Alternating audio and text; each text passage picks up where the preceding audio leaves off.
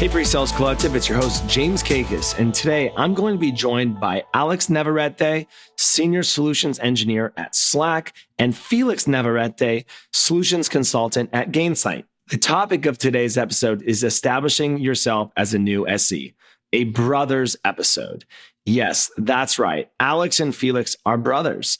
Alex has been in the role and a successful sales engineer and actually reached out to me and recommended Felix for PreSales Academy, who went through our first cohort and then took his first SC role at Gainsight. And so today's episode, we are going to discuss what it's like being new to the profession, how PreSales Academy helped Felix prepare for life in the role, and how Alex, as a pre-sales professional and a brother, has been able to give advice for Felix on that journey.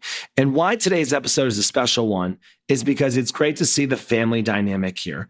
But also, there are so many people listening to this podcast that are trying to break into the profession.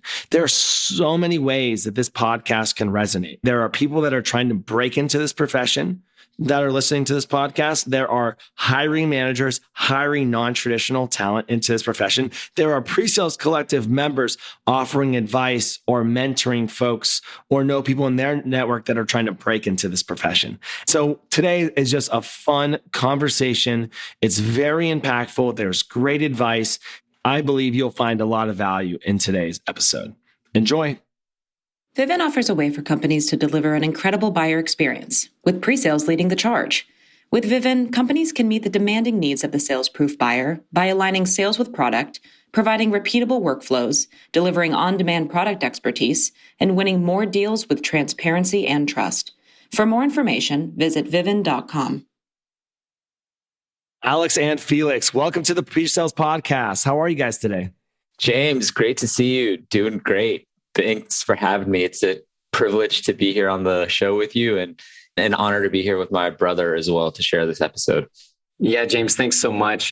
Super excited to be here with you and Alex today and just share a little bit how we can break into this role and talk about emerging SEs. It's great to have both you guys on here. I feel like we have like Genesis stories that are wildly different. So Alex, you and I met when you were doing a podcast pretty much right as the pandemic started, and we got to know each other a bit through that process. And you had actually recommended Felix to go through PreSales Academy. So I got to meet Felix through PreSales Academy. And here we are, the Brothers Podcast. You guys are building a mini PreSales family empire, huh? In the early stages of the empire, yeah, but we're working on it. I didn't know that we publicly released that, Alex. I don't know how that leaked out, but yeah, it's in the works. The three of us got to meet face-to-face at the San Diego event, which I really appreciated. And Alex, we were talking podcasts and kind of mentioned this topic coming up. And really, this is why I love doing the podcast and love going out in person, because you meet people, you build relationships, and then you figure out there's content to bring to the community. And I really want to highlight the two of you, because I think you both have some really great experiences that we're going to dive into today. And not to go too far, but Felix is wearing his PreSales Academy hat. And I know he wore it on a demo recently. Is that right? It's a feel-good hat. You know, it reminds me of everything I've went through and all the work I've put in and all the help I've had. So it's definitely a feel-good hat. Just pumps me up. Congratulations to you on that. I'm super happy you went through PreSales Academy and are doing well. And Alex, you just got back from club. So you just got back from President's Club. Congratulations on that. Thanks, James. It's the first time going to President's Club. It was a tremendous experience, and I just feel lucky to have qualified to go and to represent the Slack team there. That's amazing. And I think this is like the perfect time to record this podcast. Before we get into today's episode of establishing yourself as a new SE, let's talk about your pre-sales career journeys. Alex, let's start with you. What got you to where you are today? So for those that don't know me, I'm Alex Navarrete, and I'm a senior enterprise solutions engineer at Slack. And my journey into the role started out originally several years back. I went to a software engineering bootcamp, Hack Reactor. After that, I found my way into some technical customer-facing engineering roles and absolutely loved it. Still didn't know about being an SE. And then a few years after that, a recruiter reached out to me, Jessica Andrelovich, and she's a manager at Snowflake now. And she introduced me to the role. I learned about the role, and I've absolutely loved it and been hooked on it ever since I learned about the role. That's awesome to hear that journey. And again, you guys both have similar bootcamp-like journeys. I didn't realize that until today. Felix, tell us about your career path. I'm currently a solutions consultant over at Gainsight. I came into this from a non-traditional background, but you know this, James, I had a pretty direct path into pre-sales. After my brother introduced me to the PreSales Collective, just a few short weeks later, I was already taking part in the first PreSales Academy cohort. After actually completing the program, I heard your podcast and the one where it's hiring non-traditional talent with Brent Kremkes. And I immediately reached out to them because I was just like, oh, these guys are the ones. So thankfully, everything lined up. And I'm so grateful to Brent and my manager, Matt, for the opportunity to join the Gainsight team. This is what this podcast is all about. You heard an episode and then you reached out, you went through PreSales Academy and you got a role in pre-sales. And obviously Alex, who I built a relationship with, said, hey, you should explore my brother for the PreSales Academy. So we're all coming full circle on this. So let's dive right in because there are so many people that want to break into this profession. We say it's the best job no one's ever heard of. And a lot of job descriptions say entry-level job, and they require a number of different qualifications to get into the role that are just near impossible for an entry level. So Felix, I want to know, what is it like being new to the profession? That's a pretty great question. It's fun. It's exciting. One of my favorite things is just how much I'm learning every single day, every single week. But also, on the other side of things, it can be a bit overwhelming dealing with the nerves of being entirely new to a new profession and industry. But the most surprising thing for me has been just how supported I feel to be successful in the role. I have a lot of mentors who are very generous with their time. We have a certification program. We go through dry runs. We have feedback, resources. All of these contribute to me just feeling confident in my ability to be successful in the role. That's something that's been so new to me and quite different from the construction industry that I came from, to be honest. I really appreciate you sharing that. The word they use there is the confidence. And that's what I've actually seen and heard from a number of folks who went through PreSales Academy who are now in the role, is that they've had the skills, they've had the transferable skills, but it's really the confidence to go into the day-to-day job and execute. But like you said, there's always something new to learn. And I'm sure Alex could attest to that. But I have to ask, I got to put you and PreSales Academy on the spot. Do you feel PreSales Academy helped prepare you for life as an SE? Oh, absolutely. If I were to just list, let's say the top 3 reasons or the ways that PreSales Academy really helped me was you all helped me establish an SE network. We built upon some foundations of the core SE skills, fundamentals in tech, business professionalism, demoing, etc. But the biggest takeaway, honestly, from the Academy is just you all helped me grow that growth mindset, helped me cultivate that. And I recognize that I'm still a new SE, but to me, that growth mindset means just seeking out to learn and get better from every single customer interaction. So as an example, after customer demo, I'll seek feedback from leadership, the AEs, and also reflect on what I did well, what could have been improved for the next time. I really, really believe this mindset is really what's going to help me be successful as a solutions consultant. I'm happy to hear PreSales Academy helped you with that mindset because it will take you very far, especially once you start getting into that routine of the curse of knowledge. That is what so many of us face in this profession. But Alex, I got to ask you, have you been reaching out to your brother to check in on him? The unique thing about our relationship is we have a deep personal relationship that lives outside of us both being in pre-sales and creating this mini empire. But from a work perspective, I really believe he has everything he needs to be successful with transferable skills and being at Gainsight. I think he knows that I'm always available to him. But from my perspective, excited to see his growth and watch his journey in pre-sales. Alex, do you find that when you and Felix are hanging out, you are talking about work more than you did previously? Probably. Definitely are. I could finally geek out with my brother. It's awesome. I love that. That just made me so happy. So Alex, do you remember what it was like to be a new SE? I mean, yes and no. This is actually one of the hardest things to do, right? How do you maintain that beginner's mindset? One of the things that stands out to me is my idea of what an SE is today and what a successful SE today is so dramatically different from what I thought an SE did several years ago. I mean, the first and the obvious is I don't think there's really ever been a better time to be an SE. When I became an SE, there was no PreSales Collective, there was no PreSales Academy, there was no network, there were no associate roles. In part, that's why you created the PreSales Collective and the PreSales Academy. That's why I started that podcast was to leave something behind for others to listen to and learn, to get some grasp or sense of what this role encompasses. But yeah, I think one of the main things when I think about being new to the role relative to now is I had no idea what I was doing. I was transitioning from post-sales integration engineering, so very heavy into talking about features, very heavy into showing customers what I thought was the coolest part of our product and what I thought they wanted to hear. And through definite coaching and lots of great feedback, you have a lot to learn: how to be more concise, how to ask better questions, all of these things that we think great SEs do, how to influence deals in a variety of different ways. Alex, do you have an experience that really resonated with you when you were a new SE and something you reflect back on continually throughout your career? So my first SE manager, Joe Casson, he was a phenomenal SE leader. He's the director or VP of solutions engineering at Qualified now.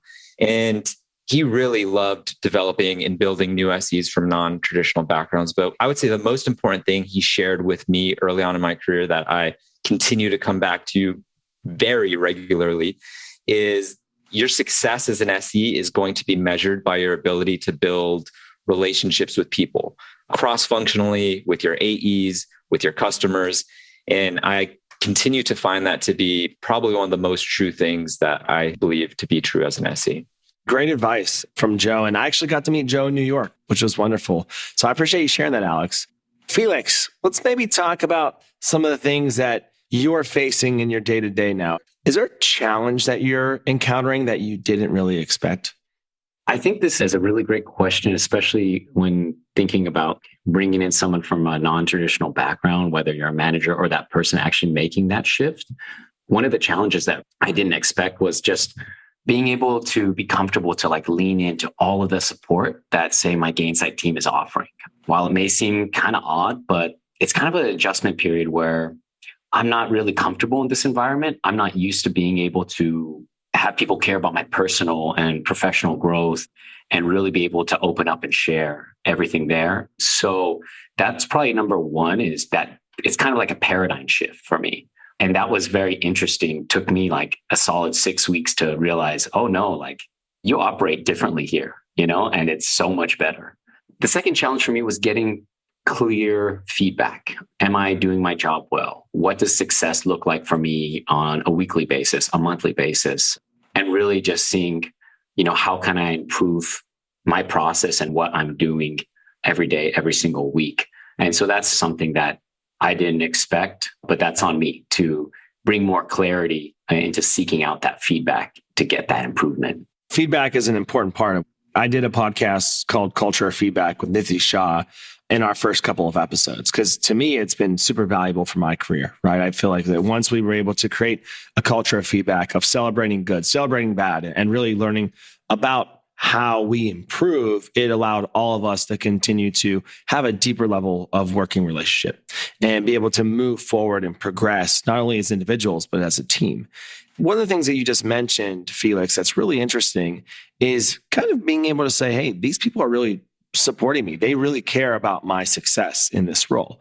That gives me a light bulb moment that sometimes in tech, we take these things for granted, because I think we as leaders in tech companies, we understand that we're only as good as our people, and we have to invest in these people. Hiring is expensive and takes a lot of energy on everyone's part. So you hire people for potential and you want to see them exceed their expectations and do really well in the role. But I have to ask you, right? You talked about feedback and wanting to be better, and you brought up growth mindset previously. Do you ever feel like you have imposter syndrome in the role?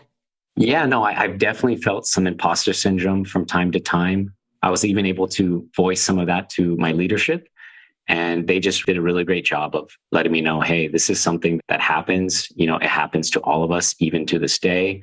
But really just being there, having that door open to voice that concern, voice that emotion is so different than anything I've ever experienced. I could never have been in construction and said, hey, I don't feel safe here, or I don't feel like I'm contributing, or this or that. I'd be like, see ya. Yeah, I think imposter syndrome is real. I dealt with it for many years. The interesting thing is, once I became an SC, it started to chip away, because I feel like it's a role where you can measure your impact very clearly. So you started to feel your impact a lot more, or be able to understand it. And over time, that started to chip away as an SE. But in a weird way, like going to club, I definitely feel like, oh, how did this happen? Or I've some elements of imposter syndrome. Why me? Why not other SEs? It's definitely something that's still present, I think. Thank you both for sharing that. What I've learned, especially through the last couple cohorts of PreSales Academy, is that a lot of folks feel like they really have imposter syndrome, especially people like yourself, Felix, who made a career change just recently and you're just getting in the job. There's so many things that are happening. There are a lot of people who are asking themselves, like, I don't know if I belong here. But Alex, you just mentioned the same thing, right? You've been in the role. You've been very successful in the role. I think imposter syndrome is just something that we as PreSales Collective will continue to highlight and talk about because there's so many of us. I'll be the first to admit I have imposter syndrome all the time with PreSales Collective and leading PreSales Collective. It's just something that is common in our profession. And I think it's great that we're being open and talking about it and figuring out how sharing those feelings and those opinions will actually make us better at our jobs. So thank you both for that. And Alex, you've talked to me previously about SEs establishing themselves. So what strategies do you have for Felix and other new SEs in establishing themselves? So I love this question, and it's really tough as a new SE to establish yourself. But I think there are so many things you don't control. But if you flip that and focus on the things that you do control, I think that can set a really strong foundation to establish yourself. With that in mind, focusing on the things that you can control, like your passion, your excitement for the role, the partnership, the product. And when I mean that passion, right, you have an opportunity to, maybe you're not the most experienced person, maybe you're not the most technical person in the room yet, but you can be authentic, excited, kind, passionate, right? These are things that you control. So focusing on those things for the role, the partnership, people want to work around people who are excited for the role. The second thing is being radically open to feedback. Hopefully you're going to get a lot of feedback from AE counterparts, leadership. But if you're open to that feedback and know that they're sharing this feedback with you to make you better, to make you aware of things you're doing so that you could excel in the role. And the last I'd say is just actively start your learning process. We can relate this to the growth mindset, right? You're not going to know everything today, but just have some process for closing those gaps. If you get asked a question that you don't know, make sure you learn that answer inside out so you never don't know that question again. Just have some process where you're continually learning. And in a shorter time than you think, period, a couple months, 6 months, all of a sudden you're a really strong SE. Those are great strategies, Alex. Felix, I have to ask, did those resonate with you? Oh, absolutely. Especially the feedback part, because you don't get feedback like you get feedback from your big brother. He will just put it straight out there and be like, dude, what's going on here? You ready for this? And just like, he'll just light a fire underneath you. And you're just like, okay, I got to get this done. Got to get it done no matter what. There's so many strategies on feedback, but the one that has worked for me, and one of the things that I really love about this role is I'm just super direct. When I think about any other job I've had and I think about pre-sales, one of the things I love is the AE and the SE were both on some level of commission. So this creates some level of trust that needs to be established for us to succeed. So I don't have time to beat around the bush. We need to establish trust quickly, make sure we're on the team together. And then if we have some feedback to share, there are better strategies, of course, right? Use the word we. I don't say like you did this. I said, hey, we as a team, as an account team, we could have prepared different here. But no, I need to be super direct. And then I kind of just brought that in with my brother sometimes. I don't have time to dance around what I see. That is great advice. So anyone who is struggling with being direct about feedback needs to go and re-listen to that. And Felix, I'm so happy you brought that up because I've been open about my brother helping with PreSales Collective, which started as like 30 minutes a week, helping me do a couple small things. That's turned into about 20 hours a week. I've told a couple people on the team, I'd be lying if I said that I wasn't super direct with feedback with my brother as well. It's like, hey, man, this is what you did. This is where you could do better. How do you feel about this? And it's just super direct. And I'll be honest, like he doesn't mess up after that. He's probably going to listen to this podcast, but it's really helped. And Alex, not to get too far into this, but I have always found that my style on feedback was very direct as well. And I felt like it allowed us to build more trust with our folks, like you mentioned, and really no bullshit. There's no beating around the bush. We're on a team. Let's be open and direct with that. So I appreciate both of you guys sharing that perspective. I think sometimes, when you have somebody starting in a new role, say for myself, I can see some of the leadership or my peers sometimes maybe not give all the feedback that I deserve. And hey, I just wanted to let you know, like, you give me back that real feedback. Like, that's what I want, that direct feedback. I'm going to trust you, right? When you say, hey, you did a good job, I'm going to trust that you're telling me the truth. And if hey, maybe you need to improve, great. Tell me why. It really is something that can build trust as well when done right. I'm glad you added that point, Felix. And not that this is a podcast on feedback, but the reality is when you're a new SE and you're growing in your career, you need that feedback. And you really have to have a leader who's willing to give it to you. And you have to have that, like you said, growth mindset and openness. And actually, I like how Alex said, radically open to the feedback, because it is really, really important. And if I reflect back on managers and folks that I worked for in my career, the ones that I enjoyed working for the most, sometimes it was stressful, but the ones that were always pushing me to be better, giving me that feedback, helping me reach my potential. And I feel like that's got to be the gift that we as leaders give back to our people. Alex, one of the things that you were mentioning about was establishing yourselves, but I know that you have a philosophy that we as SEs are always reestablishing ourselves. Can you talk about this mentality? Yeah. So I think this one speaks to SEs that are maybe not new to the role. It's only something I've recently recognized is that we actually have to reestablish ourselves every single year.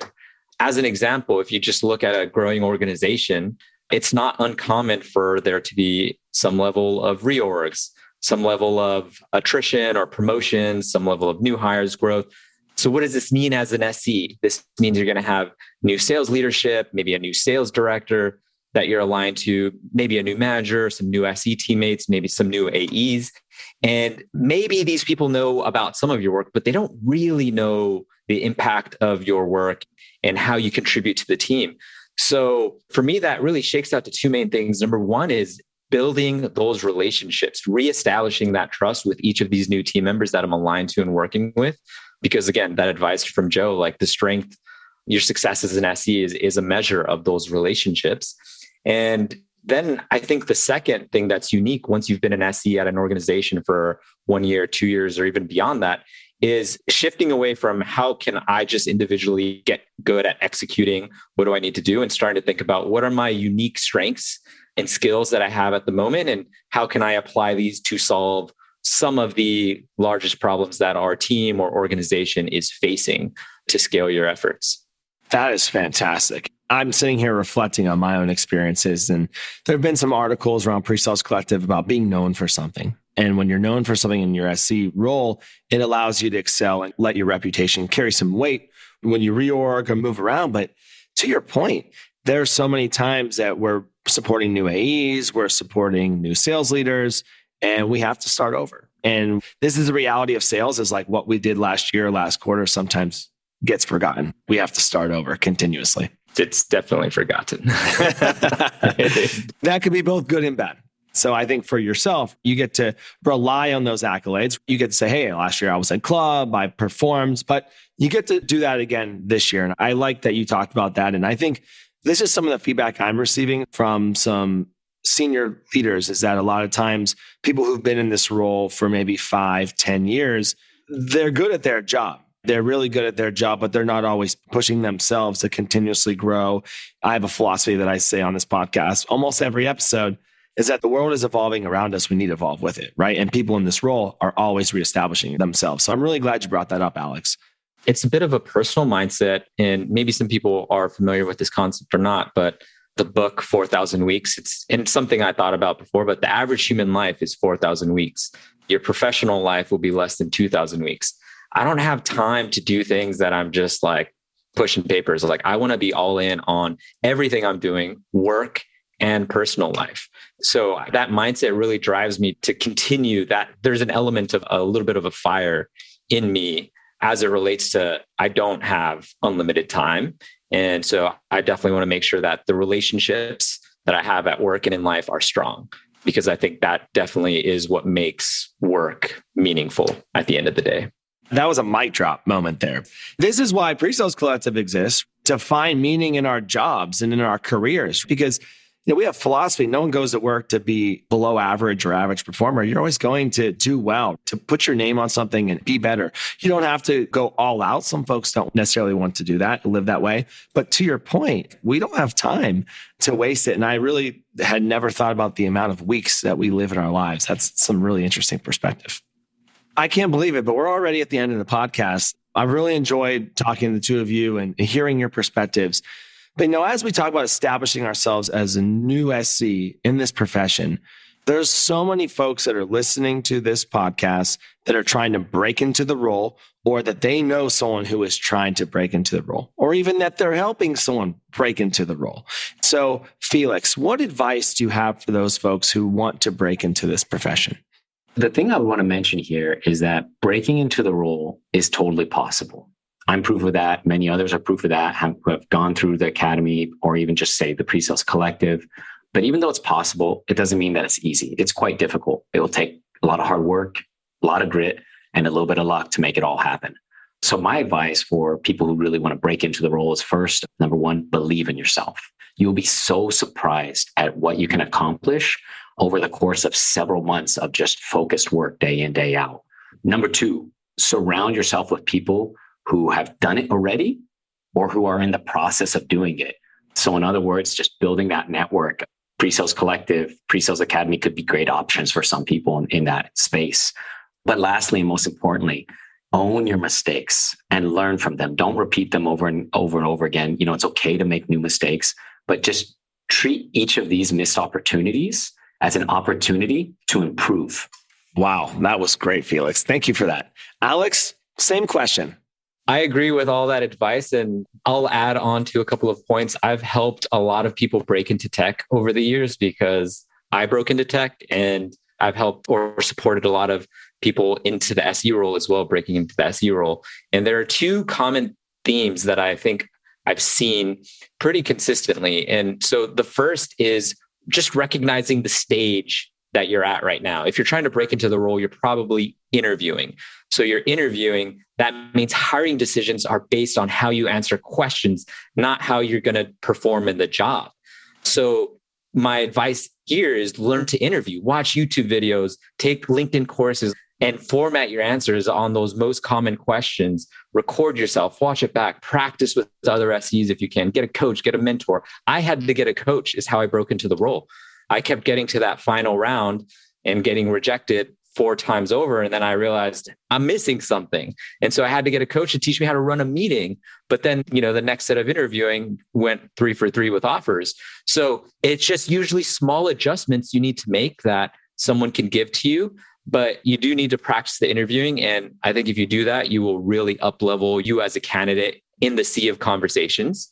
And the second piece of advice, I think this one is a bit harder for new SEs, is closing the gap on your blind spots, developing an accurate sense of self-awareness of where you are at. So an example of this would be, let's say you give a presentation in an interview and you think you crushed it, but the people watching that think that was a terrible presentation. That's a gap.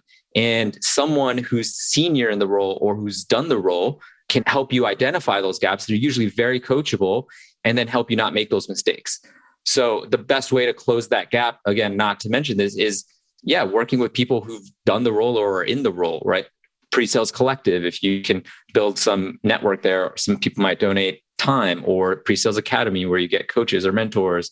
I think those are the two biggest gaps to new candidates coming in. Alex and Felix, this was a fantastic conversation. Really appreciate both of your time today. Great to have the Brothers podcast. This was something that I was really excited to do. And I'm glad we talked about a lot of establishing yourselves and giving advice for folks. And so, Alex, congratulations on your successes at Slack.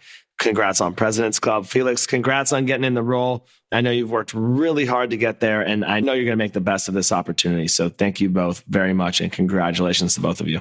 Definitely, James. And before we wrap, I also just wanted to quickly thank you and acknowledge you. I know we connected several years ago when you were starting PreSales Collective and I was starting the podcast, but you've really done an amazing job at building this community and just creating so much momentum and amazing opportunities for so many people through the work you're doing. So I just wanted to take a second to also acknowledge you. Thanks, Alex. I really appreciate that. I also want to give a thank you to you, James, and to Yuji, for creating the PreSales Collective and the Academy. Also to my brother and people at Gainsight, because everything along this journey for me has been people who are giving me an opportunity, and believing in what I can do. So I'm just extremely grateful to everyone who has been a part of this journey. That's amazing, Felix. And people ask me why all the time we do this, and it's to help people out, and to help them be better at their job, find a better career, find meaning in their work. And I really appreciate being able to have this podcast. And as someone who's trying to help my brother have a better life, I really appreciate you reaching out and saying, hey, Felix would be a great candidate to go through PreSales Academy. And Felix, appreciate you taking a risk on PreSales Academy and being able to change your career trajectory. So this was a very meaningful podcast for me. And I appreciate, again, both of your time today. It's a pleasure. Thank you, James. All right, PreSales Collective. I hope you found today's episode impactful. Personally, this episode really resonated deeply with me as someone who has been open about my brother helping me with PreSales Collective and really trying to give back to help people out. And really this concept of helping people change their trajectory, helping give back to the community and giving back to the profession. That is what PreSales Collective is all about. That is why we are doing this, is to make this pre-sales profession just a little bit smaller and give people the resources and network that they need to have long and successful careers. I love that Felix started off by talking about what it was like to be new to the profession and really how supported he was in this role and how different this profession is. The idea of feedback and the idea of saying, I don't know. It really is something that we, for those who are in role, maybe take for granted. And selfishly, transparently, very happy to hear that PreSales Academy is playing a role in helping individuals prepare for life in a pre-sales role. And hearing from Alex about what he's been doing to support his brother and check in and offer feedback is really wonderful to hear.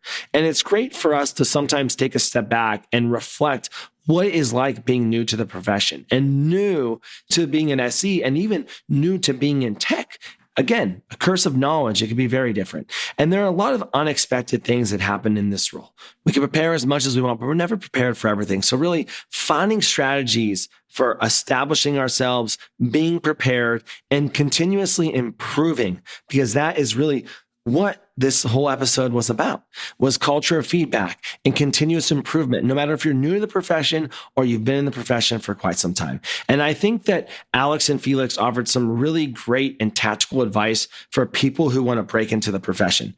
I love that Felix said, treat every missed opportunity as an opportunity to improve. He mentioned how hard it is. Even if you go through PreSales Academy, it is going to be hard. You're competing against dozens and dozens of candidates to break into the profession. And how can you be better prepared for those interviews? Practice. Learn how to interview. Alex brought up learning how to interview was really important, and going on YouTube and utilizing resources to do so, and really developing an accurate sense of where you are. That self-awareness is really important, especially as you're breaking into the profession. You internally may say, hey, I've done a great job, but the external viewpoint might not agree. And so I really hope you found value in today's episode. It was so great to hear Alex and Felix on the episode and then talking about giving back. I will say there have been a few folks over the last couple of months who've reached out to us that said, hey, I'm in pre-sales. I have brother, sister, cousin, family, friend who I think would be a great pre-sales professional. Can they join PreSales Collective? Can they go through PreSales Academy? The answer is yes. If you are aspiring pre-sales professional, you know someone who wants to be a pre-sales professional, send them to PreSales Collective. There are so many resources and people out there willing to help and support. All right, PreSales Collective. Again, thank you for your time today. Please like, share our podcast, and we'll see you next week.